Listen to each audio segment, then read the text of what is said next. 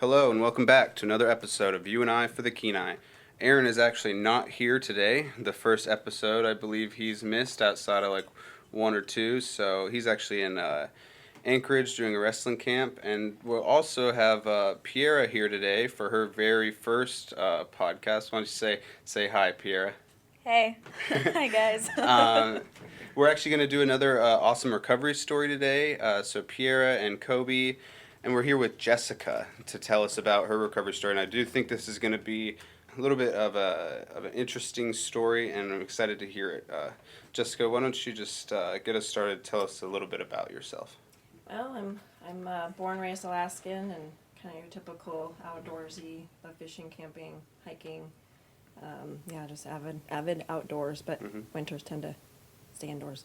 Yeah. Not so much that Alaskan, but so lived down here on the peninsula for about 10 years. Okay. And but I've lived all over Alaska, and I say down here is the best. Yeah? Yeah.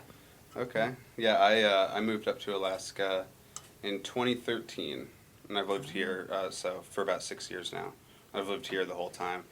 And I've thought about, like, if I would want to live other places. And, like, I couldn't do the interior, I don't think. I wouldn't really want to do the Great North or anything. So I'm, like, actually pretty happy when I moved up here. I mean, I'm pretty lucky that this is where I was, because I came up from Montana to work at this camp. And I was so ignorant as to what Alaska was and what it, like, looked like or anything. I was, like...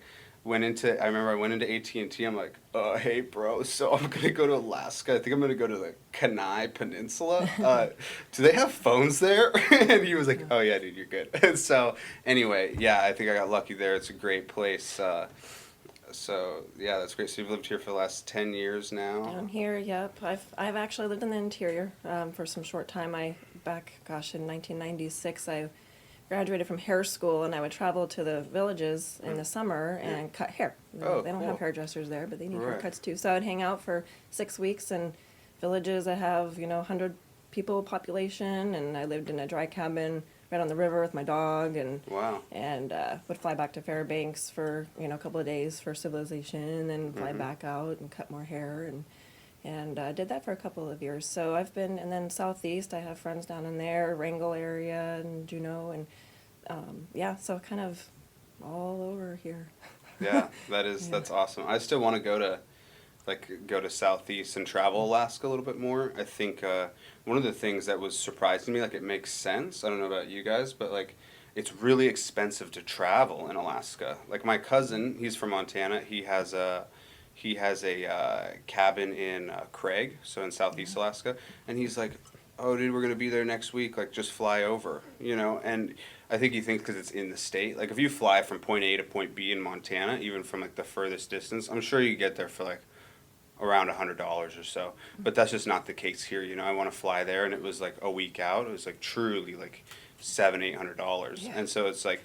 It's a little bit. It's not so much like It's not as simple as like traveling around like Montana, you know, because you could No. fit like probably 10 Montanas into Alaska or something. So Yeah.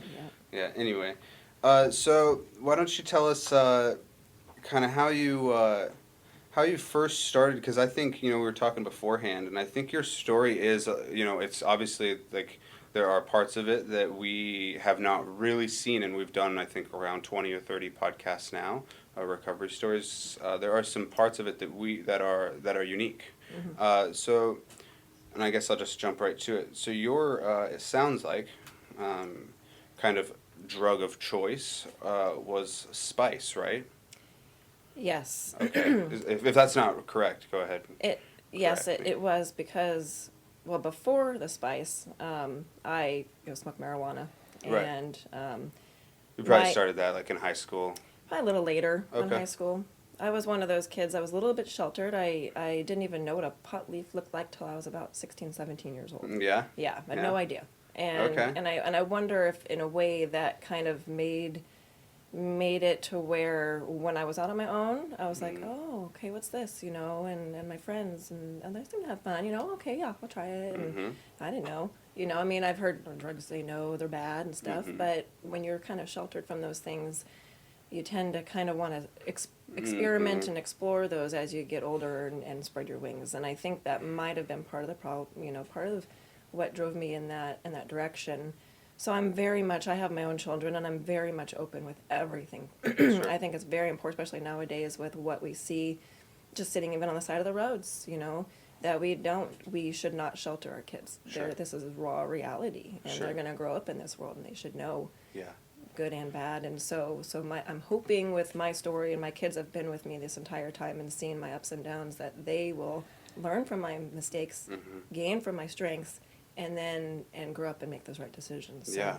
So that's kind of my thing is I think being sheltered a little bit as a kid kind of drove me into that experimental phase. And so smoking kind of marijuana a little bit older, in the 20s. And I did leave. I went to New York and Chicago for a couple of years. Oh, really? Mm-hmm. We're at New York. I just went to New York for like a week. It was South awesome. Glens Falls and Albany, Troy area. I've got some Okay, family yeah. there, and my best friend from high school had moved there, so I wanted to check it out and leave Yeah. Alaska for a little bit, and Yeah. then I did some modeling back 20 years ago when I was 21, and got a gig in Chicago. So I got on Greyhound Nice. one way, never been there, didn't know anybody, and so got there and I met some people You took a Greyhound from where? from New York Yeah, to Chicago wow. on my own Yeah, by myself, 19, yeah. 20, 20 yeah. I took.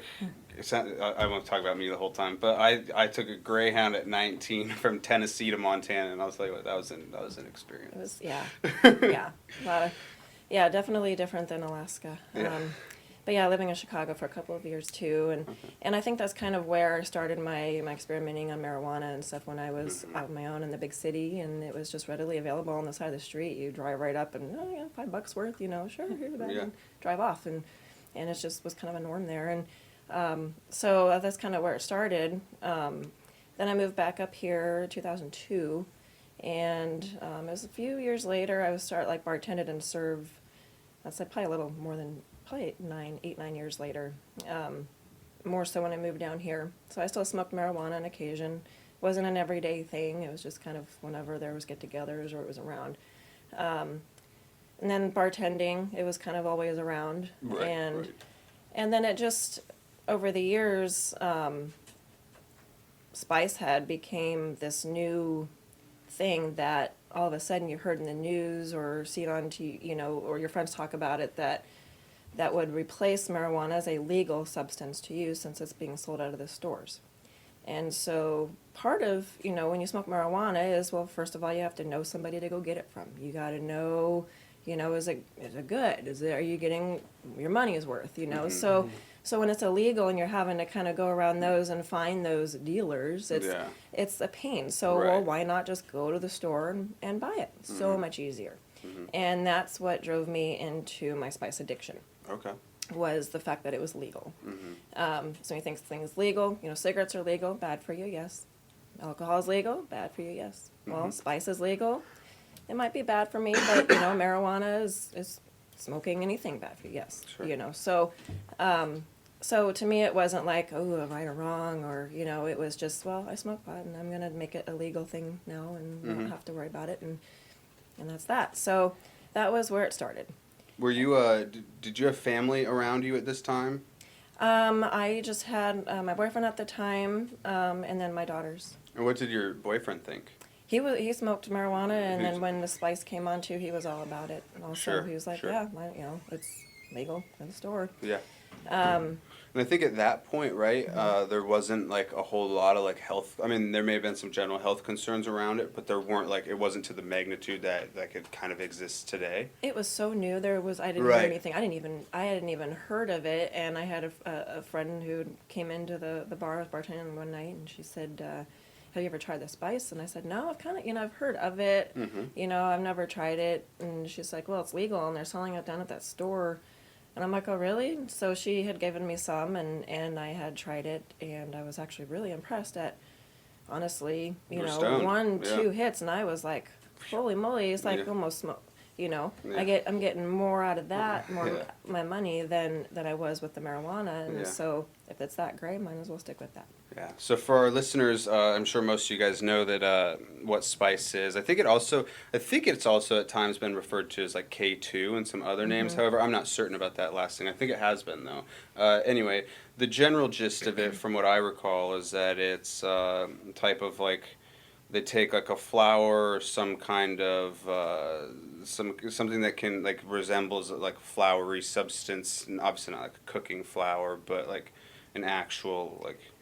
How would you describe it? I mean, it's like maybe I know they spray like an artificial some chemicals on it that when I was told about it in high school, it was like, oh, dude, it's no big deal. It's just kind of like this, like almost like a like bed of obviously not bed of greens, but like a little bit of like dried greens. Essentially, it looks like that is sprayed with.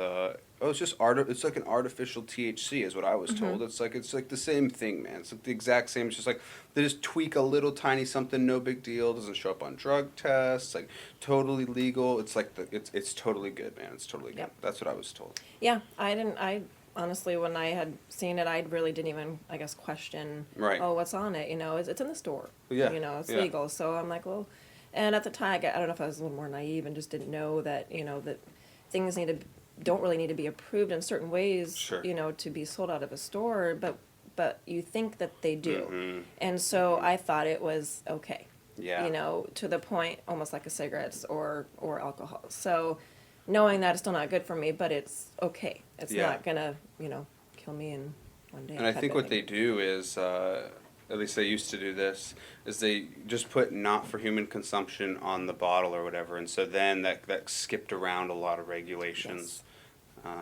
So yeah, that's what we mean when we talk about spices, the kind of the flour sprayed with some different chemicals that gets you high, and originally was supposed to be pretty much like resemble a marijuana-esque type of drug that wasn't that wouldn't show up as like THC on any like kind of tests or anything. That's why it was legal, et cetera, et cetera.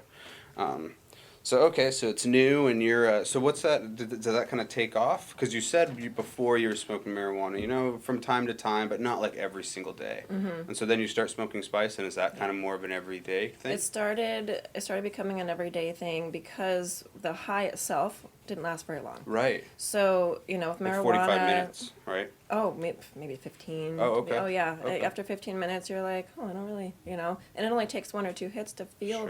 that high feeling. So I would put a little bit in there, one, two, am I good to go? But then next thing I know, 15 minutes is kind of gone, and, so what's a little bit more? And it just kind of gradually grew from that into a huge, I was probably spending upwards of $50 to $70 a day. Mm-hmm. Yeah, because it didn't last long, so Mhm. you wanted to keep it. But that wasn't in the very beginning. That was the gradually into my 3-year addiction. So towards mid and towards the end, it was definitely a whole different game than when Really? I first started. So yeah. Yep. And how does your I know you said you had your boyfriend at the time. Is he thinking like, oh man, she's smoking a lot, or is it? No, him and I were not together very Oh, long okay. after this had started. Okay. And he was just kind of right there with me. Right, There was right. no, every time I'd be like, ready to smoke more, he would too. Right. So after we split up, I was just kind of on my own, but Mhm. at this point, I enjoyed it enough to just keep going on my, my own. Right. So I was, it was just me and my kids for a while. I even moved in with my mom for a little bit. She saw that what I was going through, and she even had pulled me aside and said, I feel like, this stuff's kind of taking over. And of course I would argue with her, and no, it's not, and but it really was. Yeah. So, yeah. So she was starting to be a little Yeah. concerned. Yeah, and she actually works in drug treatment and works Yeah. in mental health with prisoners and sees this all the time. And here she is watching her own daughter have addiction, and seeing what it was doing to me. I wonder if this kind of relates to prescription medication in the sense that, I mean, with what you were getting, it was literally from the store. It wasn't like, over the counter or anything. You were just buying it. Yep. But even that sense of, oh, it's, it's not going to hurt me. It's basically approved, like, Right. painkillers and stuff. And then it starts down on that, oh, it's not that big of a deal. It's not going to kill me. But then it slowly starts taking over. And that sounds like that's what happened there. Yes. Was that, oh, it seemed harmless. And it wasn't going to kill you. But it started taking control of your life. That's a good point. Yep. Really good point.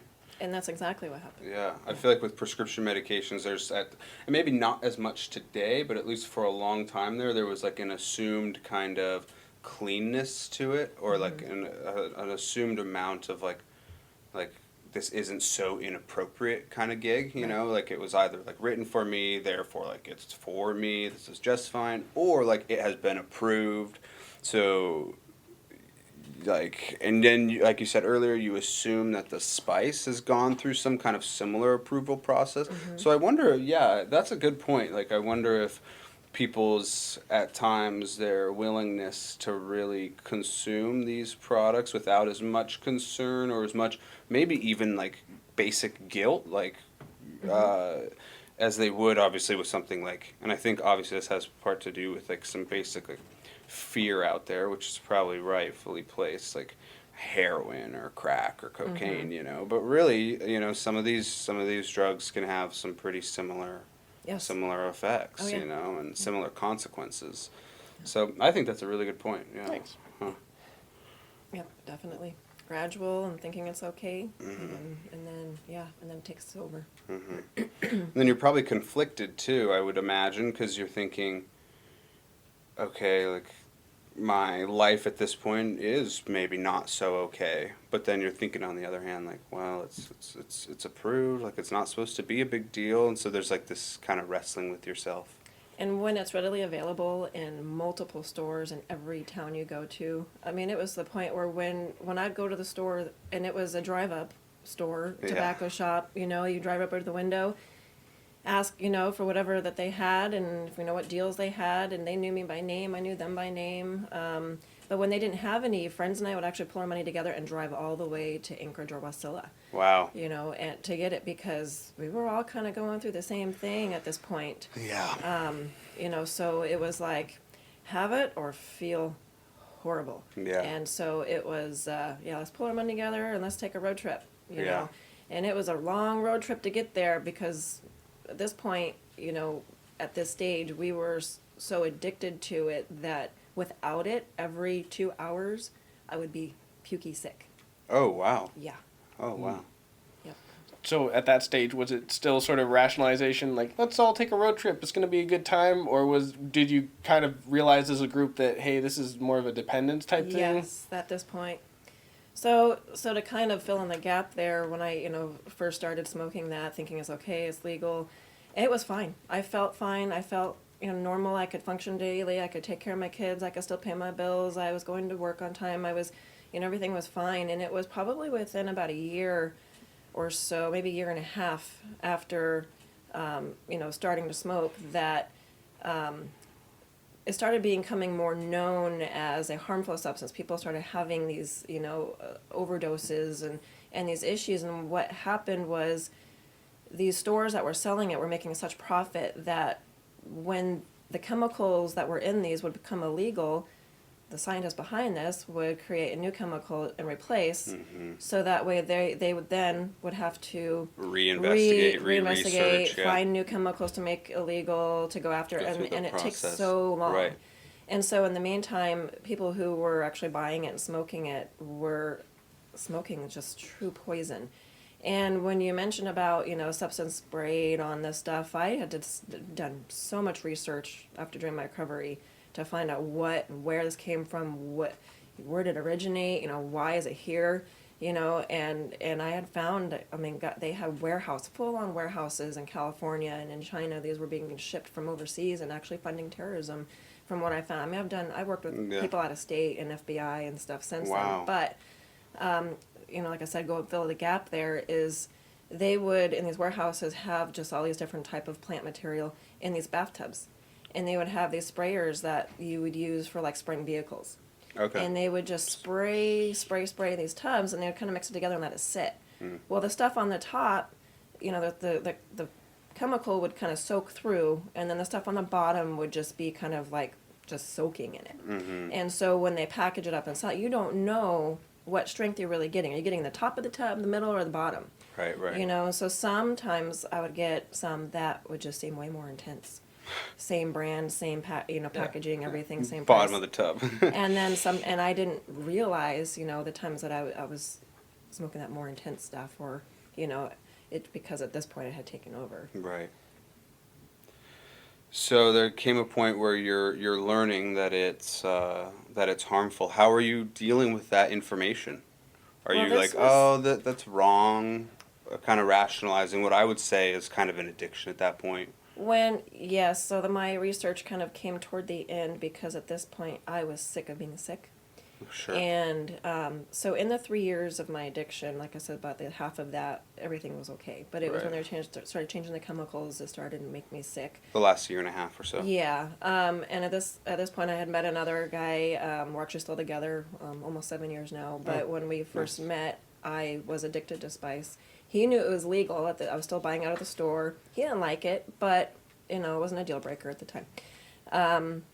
But so at this point, then he worked away for week on, week off, and we didn't live together or anything. So he didn't really see the effects that it was taking over, to the point that I was napping all day. I would have to smoke every 30 minutes to 2 hours. I would get up in the middle of the night every 2 hours and have to take at least one hit to be able to go back to sleep and not puke. I would wake up every 2 hours and throw up if Wow. I did not have it. If I was out, it was a horrible withdrawal within 2 hours of not smoking. Wow. And then it got to the point, too, I was a server at a restaurant locally, and I would bring a little one-hitter with me. I would bring the spice with me to work, because I could not work and function more than 2 hours without taking a hit. It didn't have a smell to it. I would take it into the bathroom. I would You're take good. one hit into my little stall, blow it into the corner, nobody was in the bathroom, go out and be able to function. And then it even got to the point that there was an employee there when I first started that was a dishwasher and was walking around, and I was just looking at him going, gosh, he looks like going through withdrawal. So, like, I know what that feeling and that look is, because it would make you sweat. It Sure. would make your tongue feel numb. It would make it was weird. And so I went up to him, not even knowing his name, and I said, hey, I said, do you smoke spice? And he said, yeah, you got any? And I said, you're out, huh? He's like, yeah. And I was like, yeah, I could tell. I was like, I have some in my car. Go ahead and go out there and Take care. because you're gonna get sick. You're getting sick in front of these people, And he went out there and he came back and he color back in Good his to go, face, yeah. sweat Wow. gone. I did not know that Oh. about spice. It was horrible. I was full on sick. Could not really eat. And then when I did not have it, I would binge eat because I was hungry, and I had friends, really close friends, that were doing the same thing, and they had good jobs, but they would have to go out in their lunch break in their car and duck down and just to be able to function for their day. It wasn't just me. Right, It was, a lot of people that I knew in our community going Yeah. through this. And Yeah. then the crime rate started going up. Sure.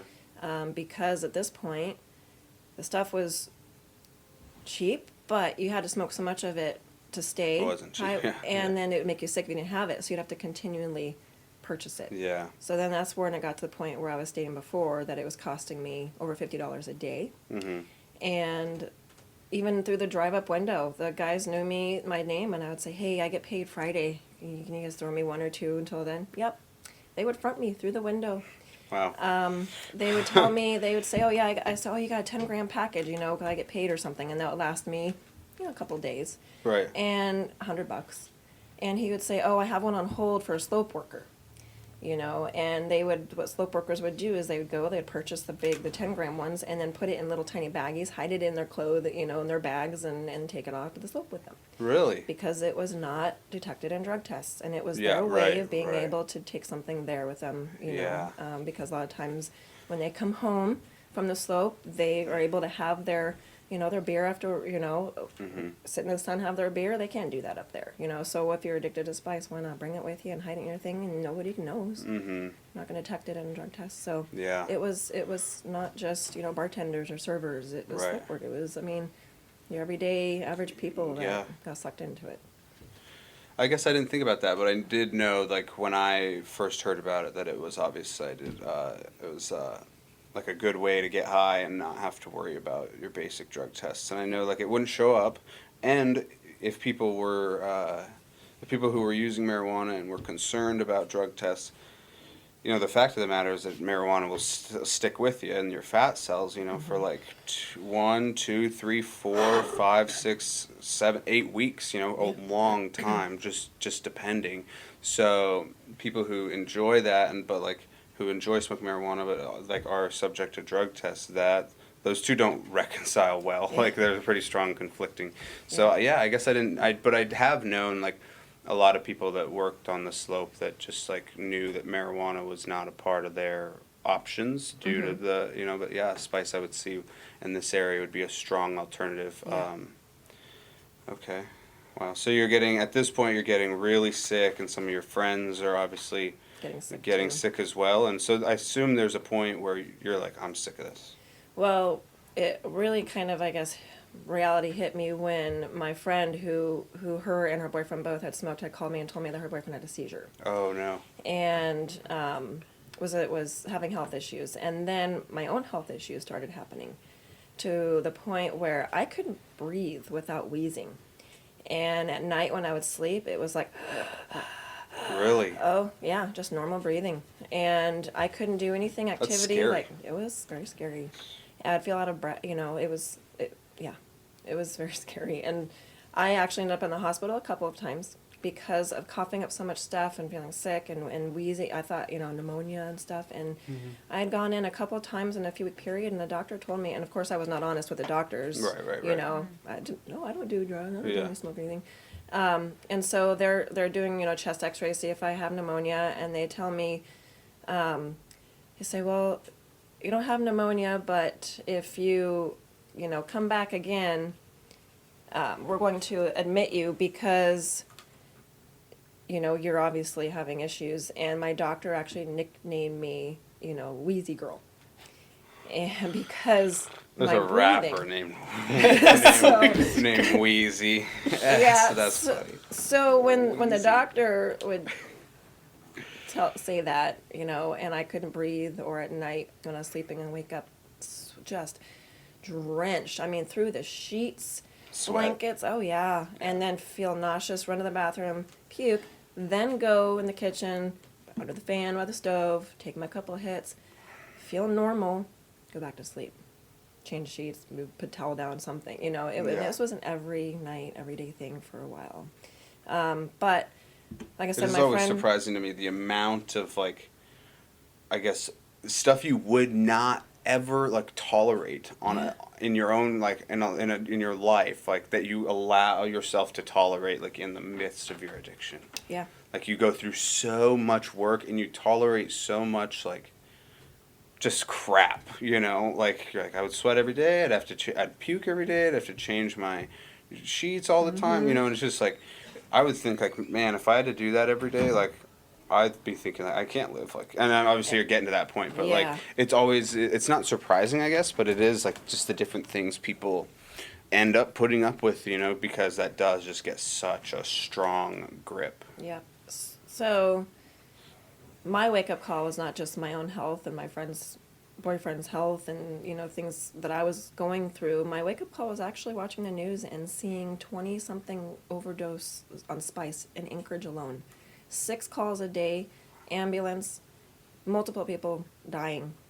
My mom, like I mentioned earlier, worked in mental health. She actually had clients, she's got the confidentiality, so I don't know any details. I just know she had some that had an addiction to spice, and after even I had done news story or what they had talked about in their groups and things like that, one day his chair was empty, and he had actually overdosed from suicide at the age of 23 and had a baby. Wow. And so it started really just killing people instantly. So they were changing those chemicals up so bad now that the addiction became not just like a replacement of marijuana, but this was a full-on some poison that had gripped these people at this time with this spice that was now available. Yeah. And so there was a lot of deaths. And then because of that, they started, the government, the FBI, the police, they started seeing this stuff as this is not good. Crime rate's gone up. All the, deaths are happening. The, EMTs are getting just, bombarded with these overdoses and the hospitals too. And so they started making legislation about making it completely illegal, no matter what chemicals they put in, that you cannot sell this stuff. And so they were talking about a specific date of having it illegal. At this point then, I was like, I don't want to do anything illegal. I'm a good person. I'm a I abide by law, and I don't even speed. It's so I was like, I don't want to hide, to the point where it's because it's illegal. So that drew me to also wanting or needing to quit, because now it's not going to be there. If it's not going to be there, I'm going to have to go through the withdrawal anyway. So I, at this point, had called my friend over to my house, the same one whose boyfriend had gone through seizures, and we sat at my table and we both just cried. We cried, talked about how horrible this was, that we decided we were going to quit together, and we hugged and we promised each other, okay, we could do this together, and we did. Both of us. Wow, did. worked out. Yep, it did. I think that little we're going to do it together. I think that works out less times than it doesn't.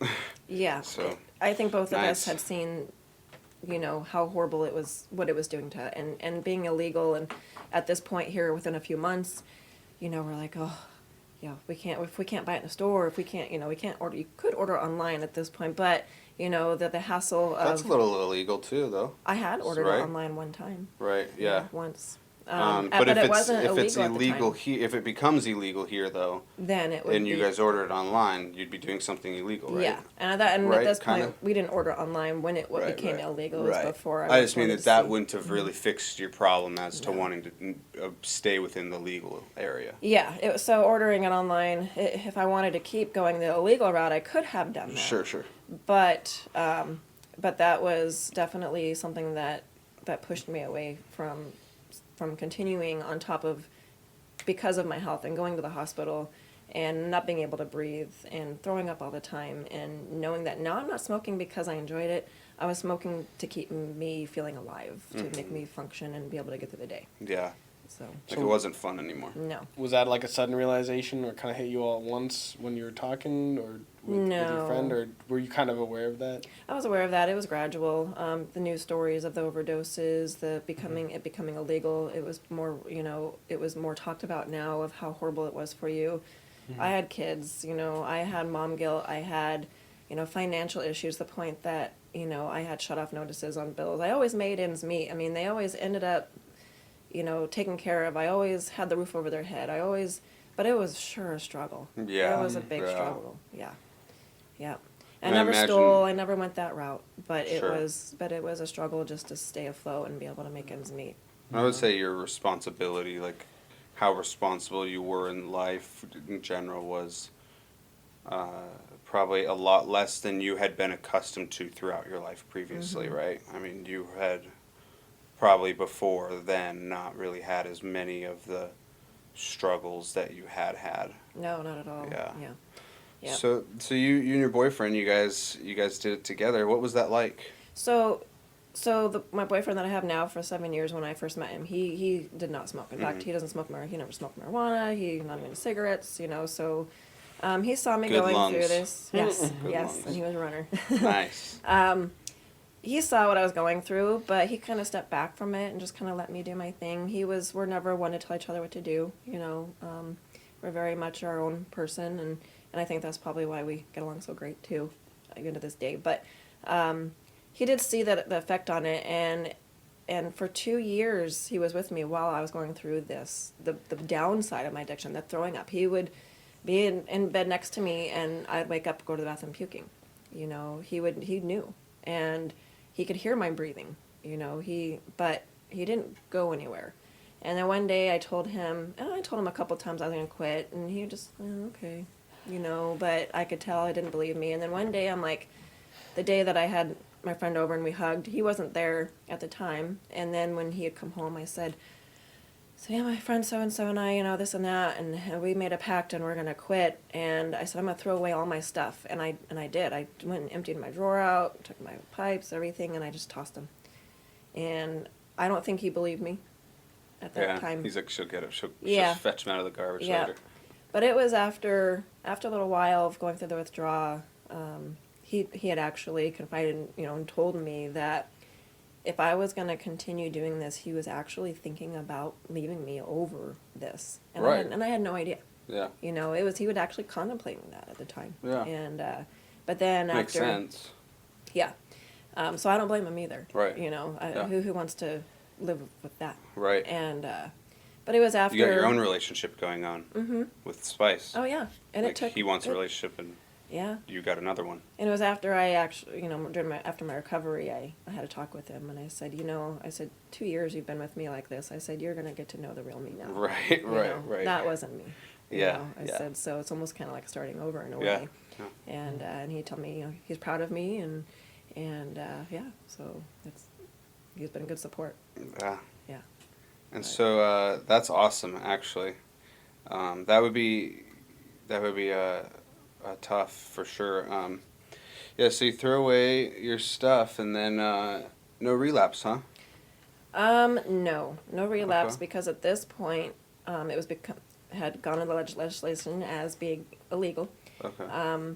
Which I might, like I said, had the dates kind of off because Sure. this was years ago. But Yeah. I want to say it was October 2014 that it was going to become actually illegal. Mm-hmm. And so at this point, I had gone to the store, pleaded with the store owner, please stop selling this. It's killing people. It's bad. It's not, it's becoming illegal. Nothing, okay, whatever. Just, we'll, do our own Deal thing with kind that of, when yeah. it comes, yeah. After it actually became illegal, it was still being sold out of the store. I know what story you're talking about, yeah. So Yeah. There was a big news report on that. I Yeah. think if we have the same one here and Yep. still not right, we don't need to Yep. put them on And blast or whatever, yeah. And I was kind of the one that brought the news and Yeah. the whole kind of That was ran a it big out of- deal. Yeah, I was involved in all that. There was charges, right? Oh yeah, I had. This to was go, a few years ago, 4 years ago, 5 Ye- years ago, but not that long ago. Actually, I think maybe No. like 3, right? Yeah. Yeah, because I Yeah. remember seeing in like ADN and Yep. it was, and it was like I was like, oh wow, that's right here. And I was reading what was going on, and essentially it sounded like, right. You can correct me if I'm wrong. It was. It had been illegal and it was still being sold, and Yep. they came in. There was like some kind of raid, maybe of some kind, and they took a lot of product out, right? Like a lot of money's worth of product, right? And press charges, and they Yep. found some at the owner's house as Oh, yeah. well, right? I Yeah. mean, it was I was like, dang, dude, how do you even fit that much stuff in this place? you know? So when it became illegal and they were still selling it, and I pleaded with the owner to stop, and they did not stop, and there was massive overdoses. And they were and- aware it was illegal. Yep. I mean, if they say not, Yep, like, and they were head in the secretly sand. selling it from their store to certain people. Sure. So, and they would hide it underneath their counter, so, people who generally come in would be able Right. to see the board that they used to have out on display when it was legal. So I had gone to the troopers and said, hey, there's stuff the store's selling. I never heard anything. So I'm like, all right, I'm going to call the senator. So I called the senator and left a voicemail. I got a call back from a secretary or something, and I kind of told her my situation of the stuff that was going on, and she said, well, forward it over. I didn't hear anything for a little while. I called again. Yeah. I said, yeah. I said, we need to do something that's, this is horrible. And I think that with it being in the news and starting to become this, like, more people becoming aware of what spice was, that they finally, between the senator, Machicki actually, and the troopers, after all of my pleading, had done an undercover investigation. And the undercover investigation lasted quite a while. Right. And Got to get your evidence. so after they got what they needed, they got their warrants and they went to the store itself. They raided the store. They found 6,000 packets of spice. Goodness. They raided his house. They raided his storage. And I think the 6,000 packets were kind of a combination of where Total. they, yeah. And then they found A lot about of packets, so. $75,000 in cash and multiple guns. And one thing that I know, when I would go get my fronts, when I didn't have the money to buy, they would pawn. So I actually knew somebody who took one of their guns, or I don't know whose gun, and traded it. Yeah. You know, so it wasn't this, you know, Sounds like cigarette store. Sounds like on a the old side of the road. classic trap house. It was a drug house on the Right. side of the street Yeah. that were selling things out of their window as a drive-up.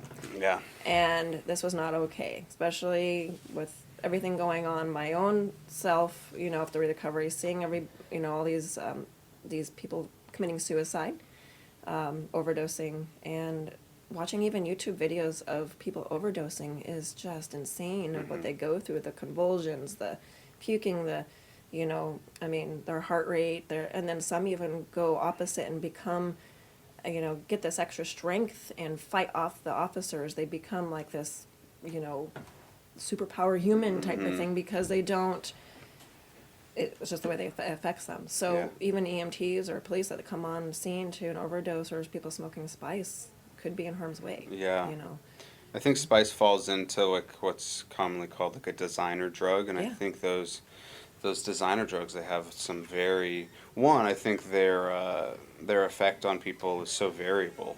You know, it's not uniform from person to person, which makes it hard. You don't know Yeah. what you're dealing with, and I think I think one of the popular ones, at least when I was a little more informed on all of them, was like bath salts and things like that. People really getting into these.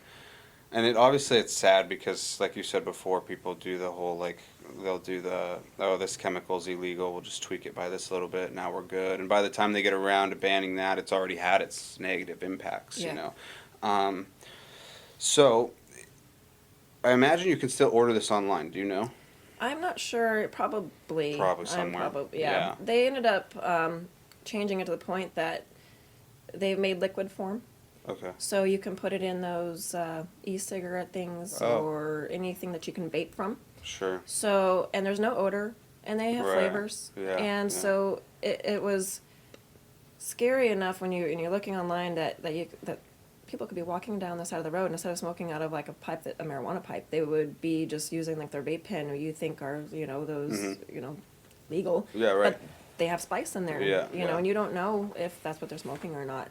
I do know that after the raid, and charges were, the press charges, the state dropped it and the feds picked it up. So it became a federal case, and it's kind of, I don't know, went from there. And it, somewhat after this happened, spice just sort of disappeared from our community. Good. Yeah. Yeah. Yeah. So I imagine you, it sounds like you were, I would say, like addicted for a while to spice. What's been your recovery like? Because I would say, even if you're not actively participating like in some kind of like recovery program, that there has been like a resemblance to some, like you've experienced things that are very common to like recovery, even if we just call recovery like post-addiction. So my recovery, of course, my withdrawal was not a couple of days or a couple of weeks. It was about a month. It was a month of throwing up. It was a month of sweating. It was a month of just feeling like death, honestly. I just felt sick to my stomach. But I had to do it.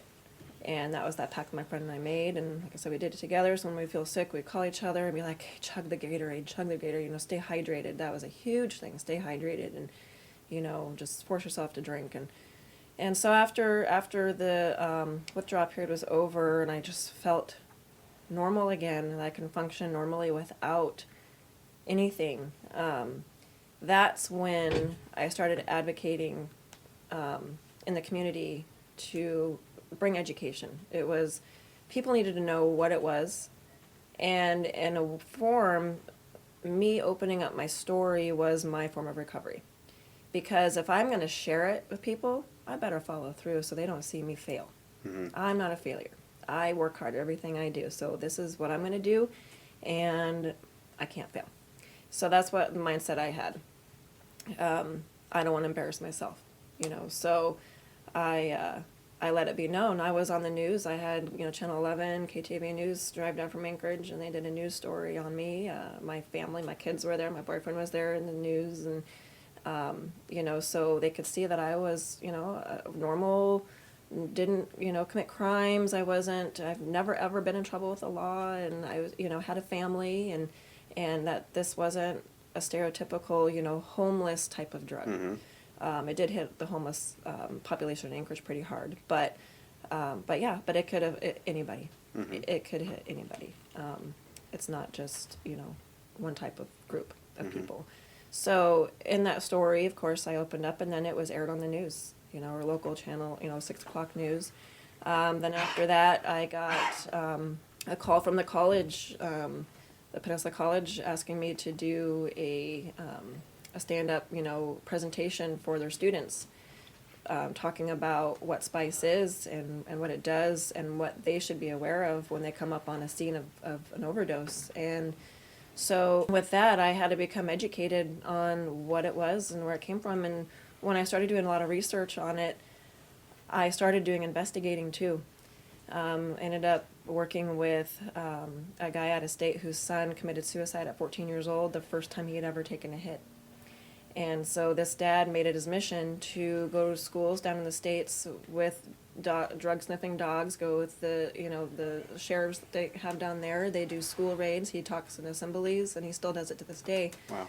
And so the whole reason the troopers ended up taking them down is because I sent a couple of packets down to Alabama to this guy. They had him tested, found out the substance was illegal, got a hold of the feds up here. And that's how it became. It was because I sent the packets out of state to be tested. Wow. So I worked with him a lot, and with the investigating part. And then because of that, I also learned, you know, that it came from China, that comes from China a lot, that it can fund terrorism. There was locations in San Diego that we actually ended up finding on like a Google map thing, and the troopers down there got a hold of them and did raids down there because of investigations from here. Wow. From the shipment. So they were, it wasn't about, let's get it out of the store here. It was like, well, where'd they get it from? Where was it coming from? And then, yeah, so there was a lot to it, from where spice came from, where the money goes, because obviously it was a huge money maker. Yeah. Oh, yeah. So yeah, it just became now this whole international thing instead of just this local Kenai thing. Right. So I made it my priority to, first of all, get it out of our community, stop seeing it in the news, stop seeing my friends sick, and then then I just started like the investigative side of it, you know. I even investigated here. I had to go across the street from the store that was selling it and take photos. Yeah. I had to hide out in different areas, and Yeah. I had to research addresses and all that for the authorities, you know, and then I sent all those off, and so there was a lot to it to get it out, and then I needed a community to back me up to help, so that's when the senator got a hold of me, and we went and did that protest in front of the store itself. Oh, wow. You know, there was probably 50 people or so that showed up. And I have a picture of it. Actually, I posted on my Facebook page yesterday. Oh, great. Talking about coming in here today. Yeah, we'll probably share that. Yeah, it's public on my Facebook. Oh, great, yeah. And We'll then, probably share that. oh yeah, a lot of people showed up, but there was people showing up that had posters with faces on them of their family that have died here locally. Yeah, You know, yeah. young women. There was a suicide in Homer. His sister had come down with her husband and picket in front of the store because spice is what killed him. We had, definitely quite a few deaths in our own community from Yeah. this, and I talked to these people in person who had experienced death from the spice, and here I am standing there that this could happen to me. This could have been my daughter yeah. standing here. This could have been my mother standing here. Yeah. It's not okay. And so that's, and the tobacco spice shop made fun of us. They were Right. mocking us out there. Oh, we've got free coffee for anybody who wants to, and Come on, yeah. oh yeah, and it was just a game to them, Right. and they had no idea these people suffering. They didn't see these faces on the poster board. They didn't hear these people's family stories, and if they did, would they care? Probably not. They've got $75,000 sitting in cash, 6,000 grams of spice. You're figuring $10 to $15 a gram. Yeah. That's a lot of $60,000, money. $90,000. Who cares Yeah. about life at that point? Yeah. Yeah. To them anyway. Yeah. So. What would so yeah, you did some pretty hardcore activism I for like sure a did. while. Yeah. Yeah, that's incredible. That's haven't really had a recovery story where that was the main part of recovery. That's awesome. I know, like, obviously a lot of recovery does include like service and outreach and different just like new awareness, and from that awareness some certain action, but yours is like boom, off and running, like some Get it big outta time here. work. Yeah. Get it out of here. Yeah, and that is just so, it's kind of hitting me as like more significant now than it did in the beginning, because I'm thinking back as you describe all these things, and like it really hit where, I grew up in Montana, and I was in high school around this time. I was out of high school in 2014, but around like 2010 when it hit, and it was big. And I remember hearing my cousin at the time. Well, he's technically, not to get to all detail, but he's technically my uncle, but he's like a year younger than me, so like I just call him my cousin, but he's not my cousin.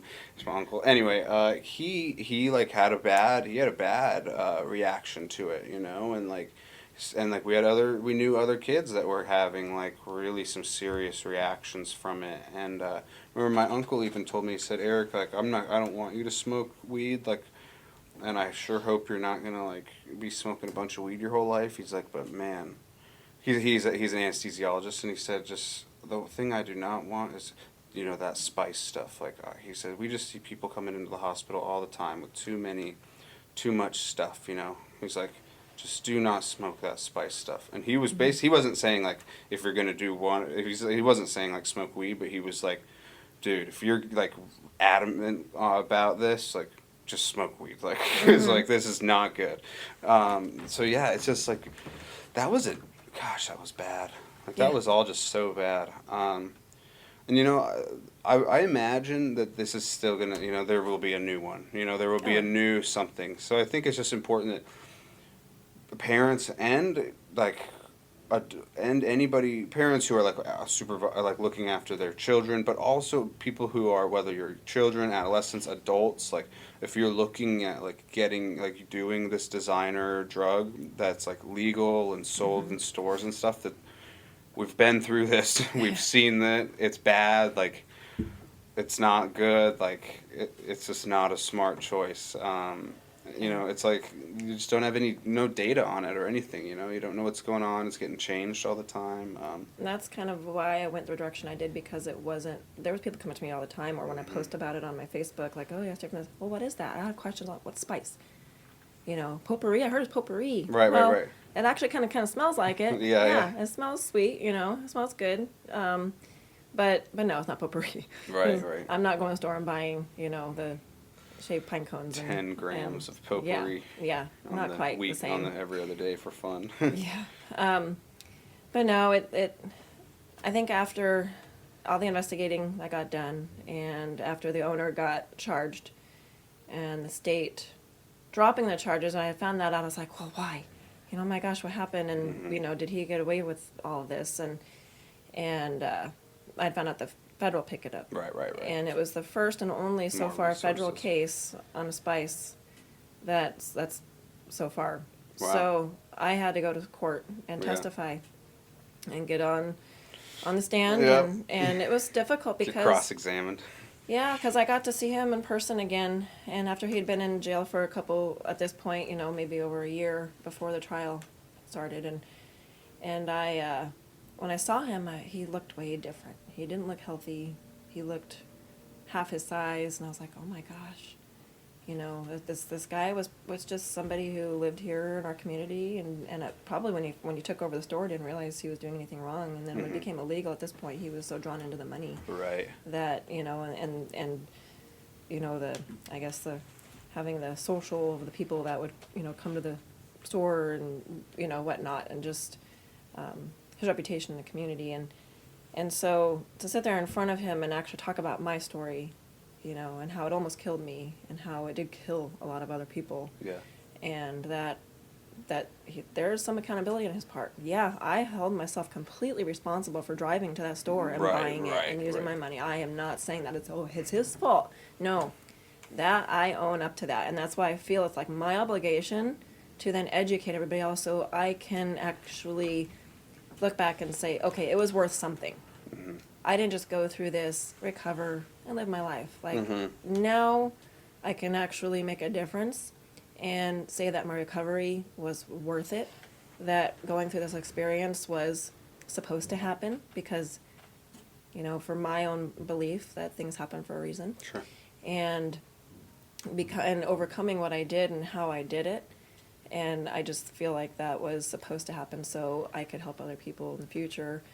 So that's why it became, instead of just a recovery story, it was an education. And so I made it actually for about 2 years after my recovery. I continued education and continued keeping it up in the public, what it was and whatnot. And then after, just sort of, you stopped hearing about it, stopped, hearing about anything going on in the community with it. And at this point, I'd actually gone to college for a couple of semesters for paraprofessional counseling because I was going to become a drug addiction counselor at this Sure, point. And, sure. But at my age and having kids and paying my way through college just wasn't going to Yeah, work out. that's So, hard.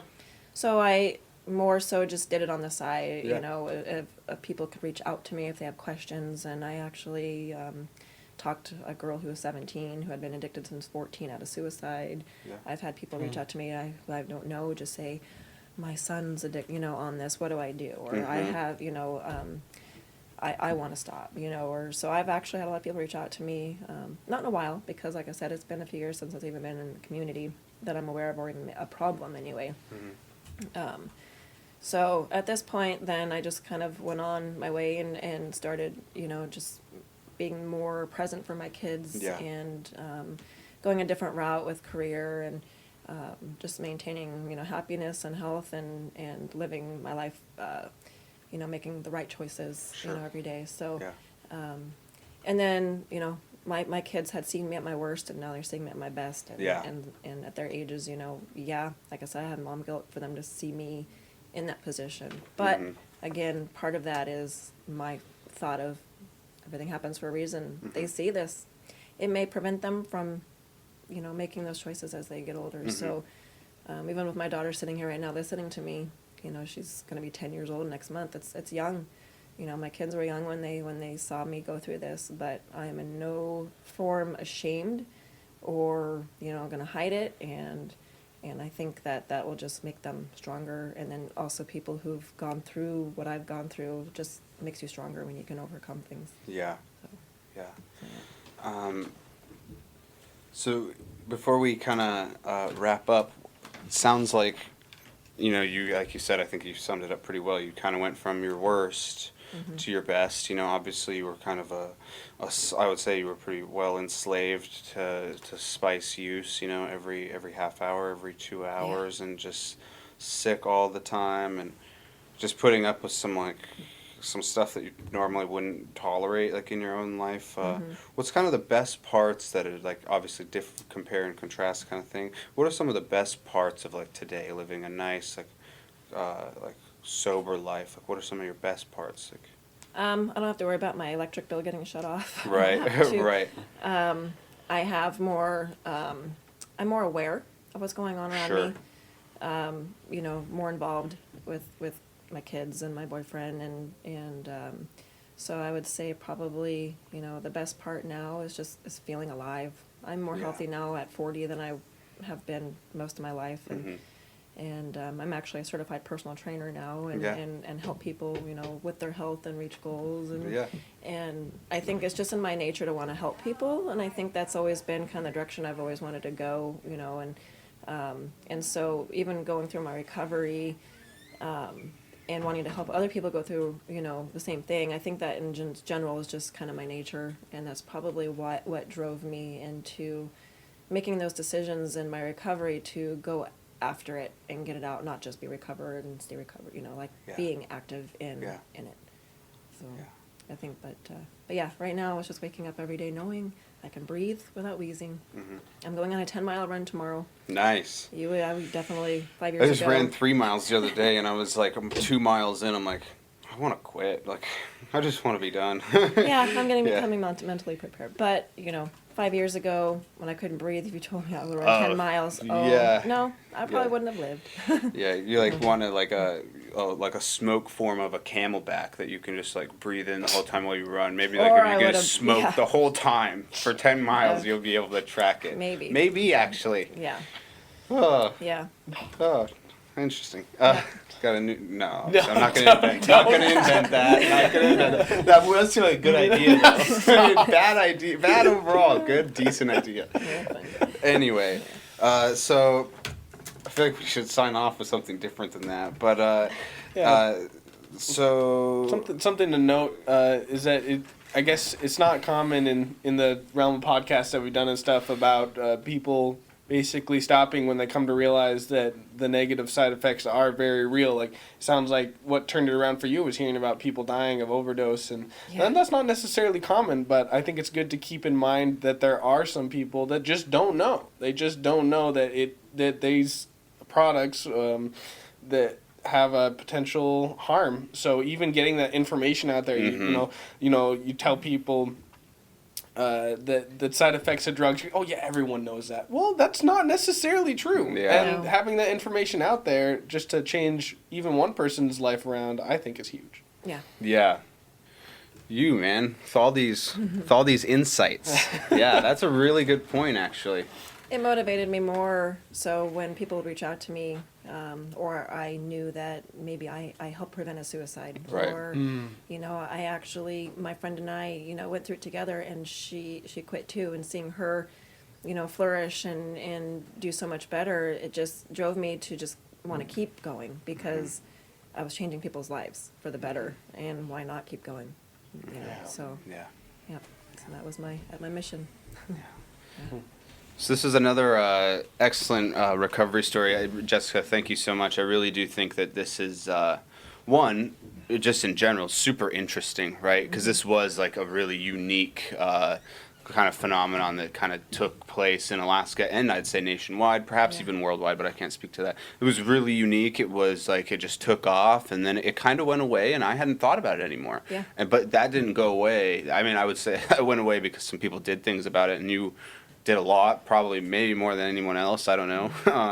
But like, so one, super interesting, and two, really it's, I think it provides a lot of real hope to people that essentially, you can be in some pretty tough places, like getting sick all the time and needing it all the time, and really kind of being at you, like I said earlier, being at your worst and going to your best. So just thank you so much for sharing your story.